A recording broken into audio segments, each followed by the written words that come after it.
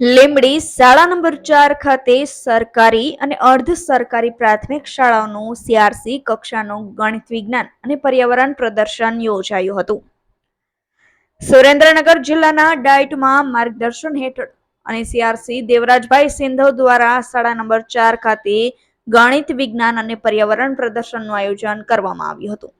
ત્યારે કુલ લીંબડી શહેરની 8 શાળાના 50 બાળકોએ 25 ગણિત વિજ્ઞાન અને પર્યાવરણની કૃતિઓ રજૂ કરી હતી। તેમજ આ પ્રાથમિક શાળાઓના વિદ્યાર્થીઓએ અલગ અલગ પ્રયોગ રજૂ કરતાની સાથે નિહાળવા આવનાર વિદ્યાર્થીઓ તેમજ અન્ય દર્શકોને પ્રયોગ બાબતેની જાણકારી આપી હતી।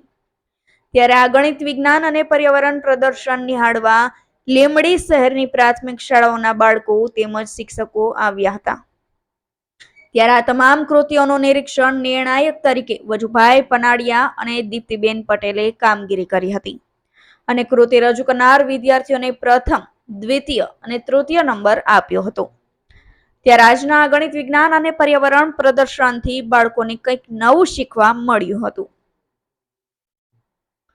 કલ્પેશ વાઢેરનો report, Gujarat national TV news, Surendranagar.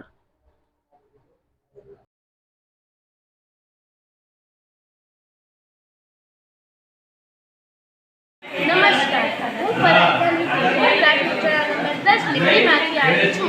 હું ધોરણ 8માં અભ્યાસ કરું છું। મેં અત્યાર સુધી 1 થી 8 ધોરણમાં વિજ્ઞાન અને પર્યાવરણમાં ભાગ લીધેલો છે। અમારા માર્ગદર્શક શ્રી જયશ્રી ટીચર અમને ખૂબ પ્રેરણા આપે છે। મને એમાં ખૂબ મજા આવે છે।